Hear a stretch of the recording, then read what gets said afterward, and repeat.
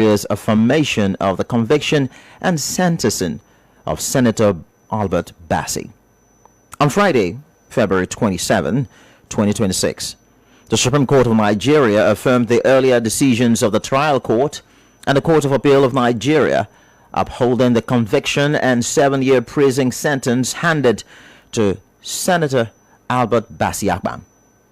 In addition to the custodial sentence, the Apex Court maintained the order for the restitution of 204 million naira to Akwa Ibom State government. And this ruling is significant, and not just because of the stature of the individual involved, but because it represents the final word from the nation's highest judicial authority. Now, when the Supreme Court speaks, the legal process reaches its conclusion.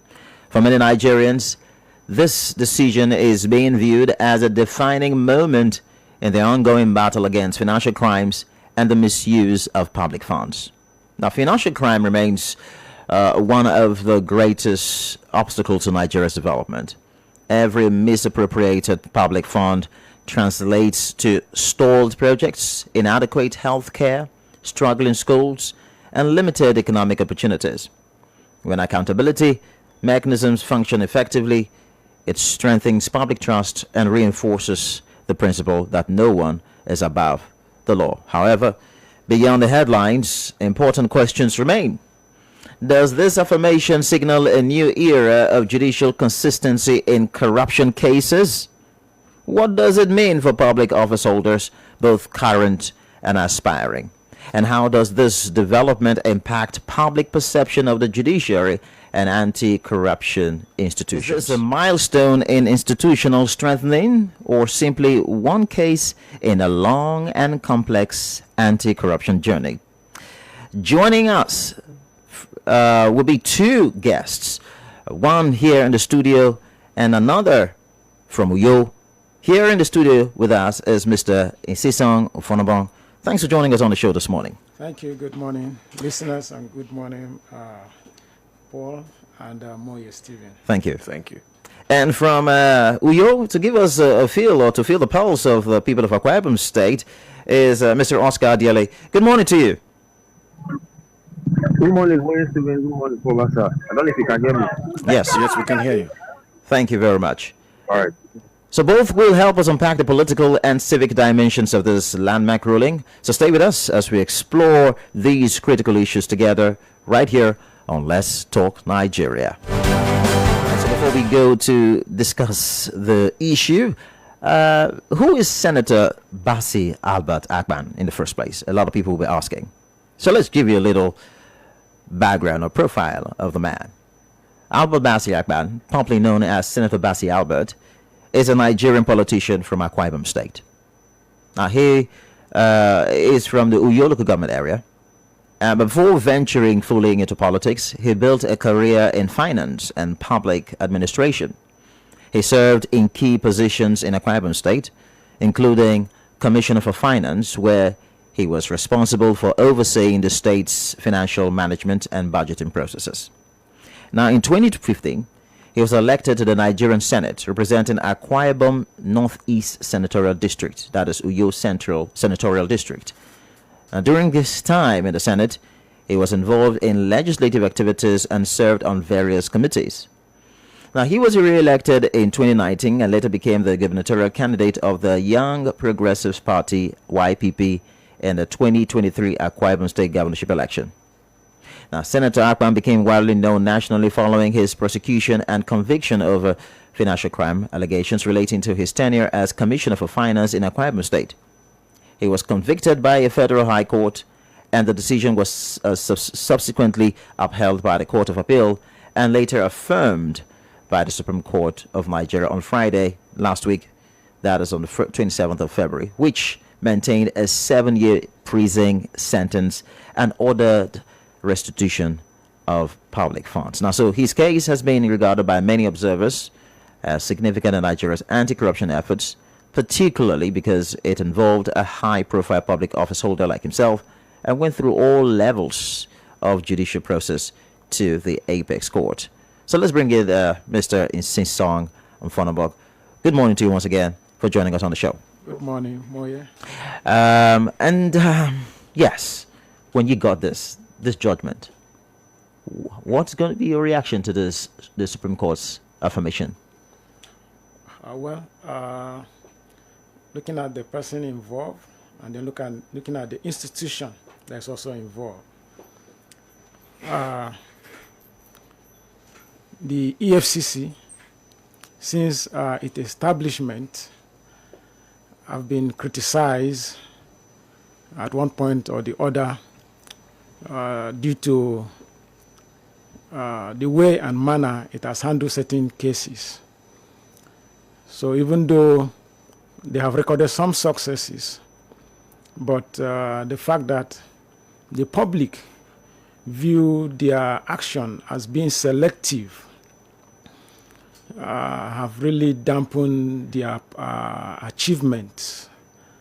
For instance, in this case that we have at hand, or that have just been concluded by the Supreme Court, we, as Akwa Ibomite, we look at it that there are other more serious cases.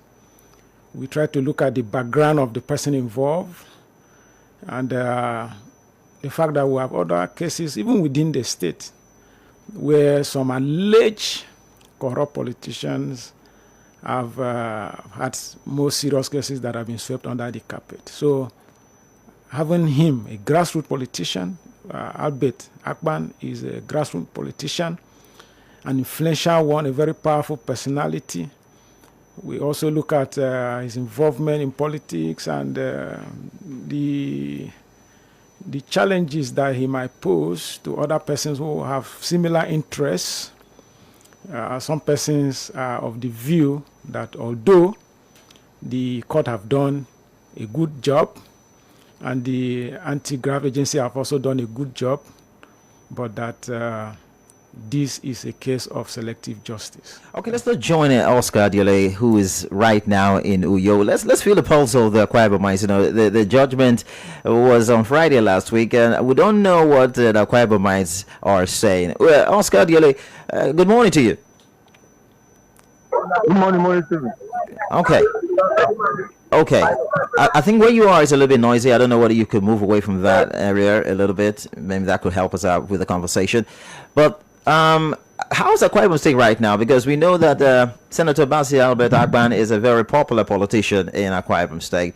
And with this, the Supreme Court's affirmation on Friday, he's going to serve 7 years. And of course, he returned, 204 million naira to the Akwa Ibom State government. Can you tell us what the Akwa Ibomites are feeling right now? All right. Good morning, guys. Once again, from the land of promise, Akwa Ibom State.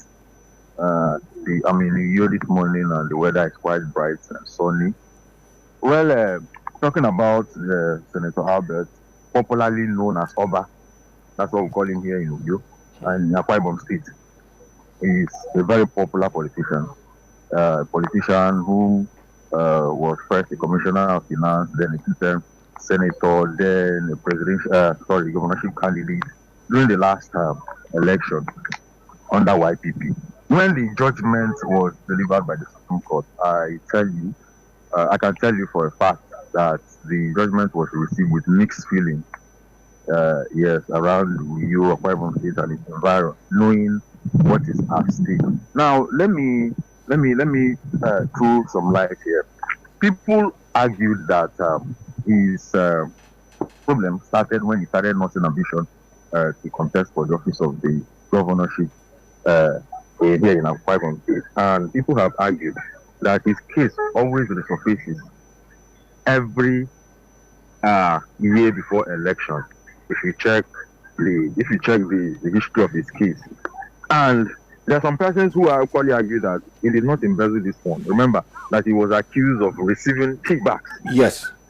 From contractors. That it wasn't an explicit embezzlement from the state coffers.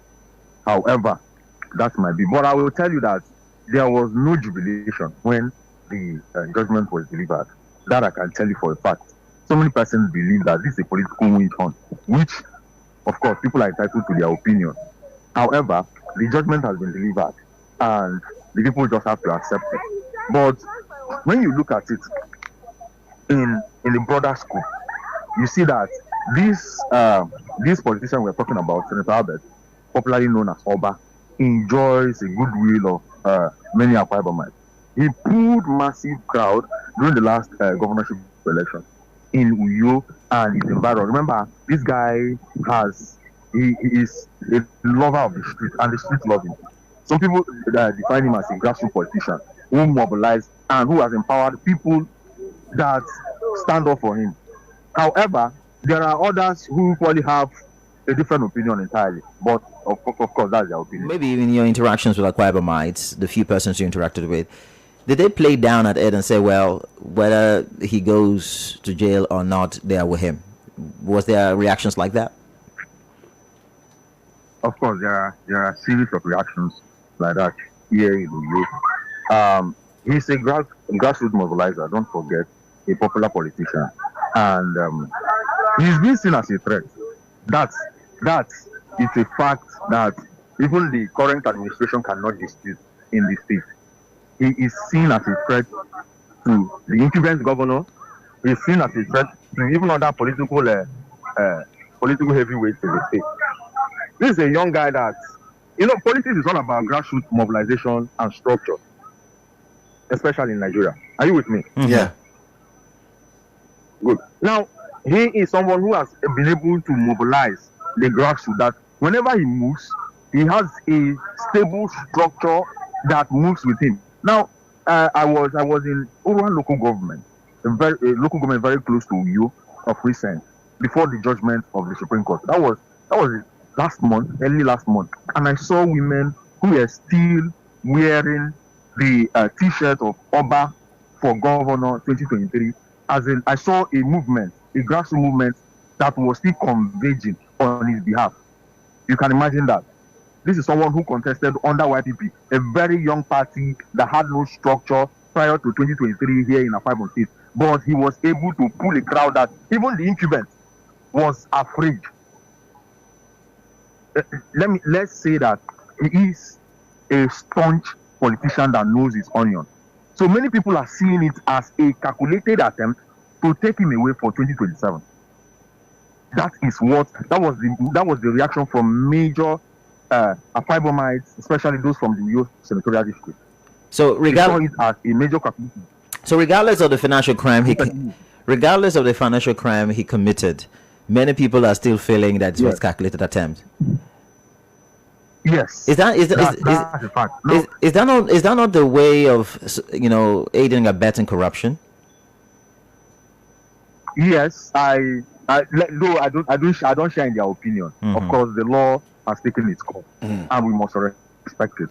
If he's been found guilty, he is guilty. Remember, the case in question lingered in the trial court from 2014 to 2022. Yeah.